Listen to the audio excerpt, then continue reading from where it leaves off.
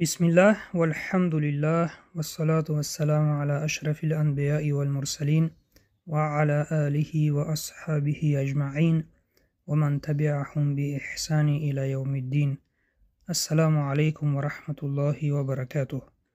دوستان عزیز، درس تجوید را از کتاب تجوید نوین دوام می‌دهیم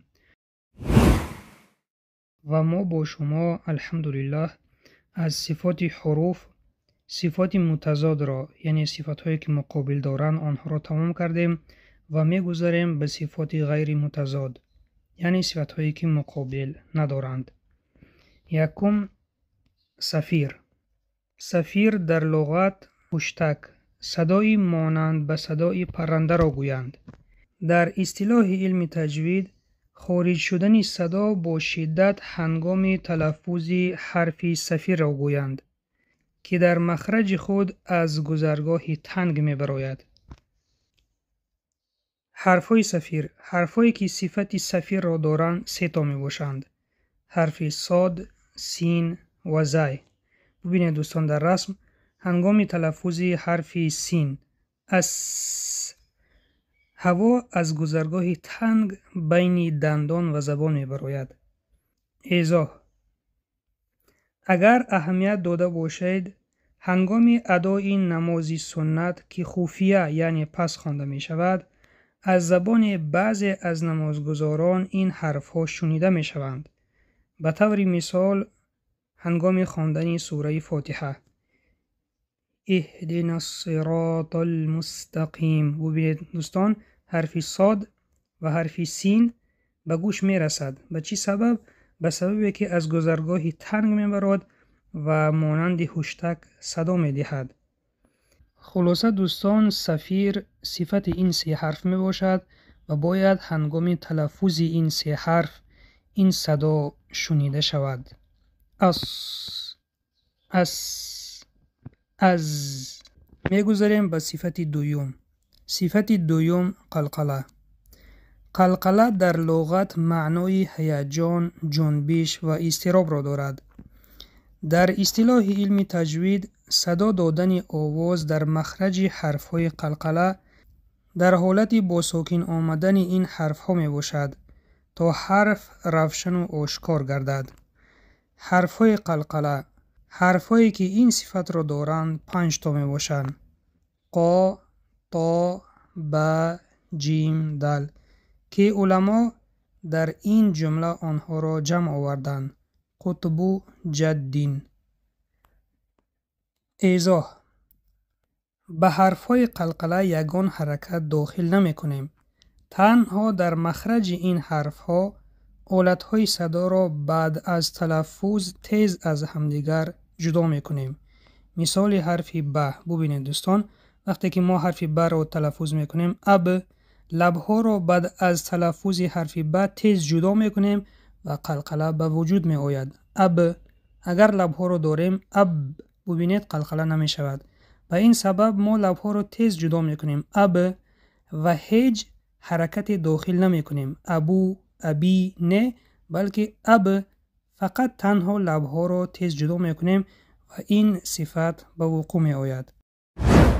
قلقله به 2 قسم تقسیم می شود. یکم، قلقله کبرا یعنی قلقله کلان، صدا براتر است. این در آن حالت است که حرف قلقله در آخر کلمه آمده و بعد از خواندن کلمه وقف کرده می شود. مثال ها: کلمه احدون در وقت وقف کردن احد. کلمه الفلقی در وقت وقف کردن خوانده می شود الفلق. کلمه اذا وقب در وقت وقف کردن خوانده می شود اذا وقب. کلمه محیطون در وقت وقف کردن خوانده می شود محیط. دویم، قلقله صغرا یعنی قلقله خرد، صدا کمتر است. این در آن حالت است که حرف قلقله در بین کلمه یا جمله آید. به سبب خواندن را دوام دادن صدا کمتر به گوش می رسد. مثال ها: ببینید دوستان، در بین کلمه ادراک، ادراک به سببی که ما خواندن را بعد از حرف قلقله دوام می‌دهیم، صدای قلقله کمتر به گوش می‌رسد. ادراک، خلقنا، اطعمهم و مثال ها در بین جمله. لم یلد ولم یولد لینفق ذو سعه قد افلح المؤمنون.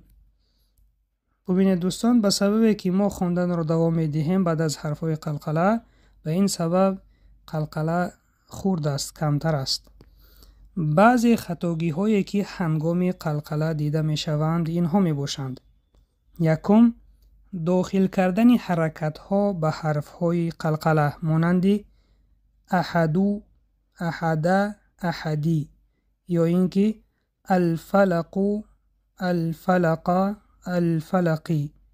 داخل کردن حرکت خطا می باشد. ما یگان حرکت داخل نمی کنیم، تنها آلت های نطق را از همدیگر جدا می کنیم. مثال حرفی به اب لبها را جدا می کنیم، حرفی دل اد زبان را از کام تیز جدا می کنیم، حرفی تا ات قفای زبان را از کام تیز جدا می کنیم.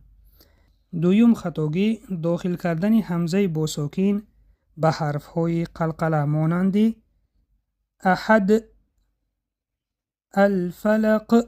همزه با ساکن داخل کردن خطا است. سیوم، از حد زیاد داشتن حرف های قلقله مانند احد، الفلق داشتن نیز خطا است. و چهارم خطاگی، جدا کردن آواز حرف قلقله از حرف های بعد آن آمده مانند یق، دی، یوب، سیرون. این طور خواندن خطا است و طرز درست چنین است: یقضی، یبصرون. جدا نکرده میخوانیم.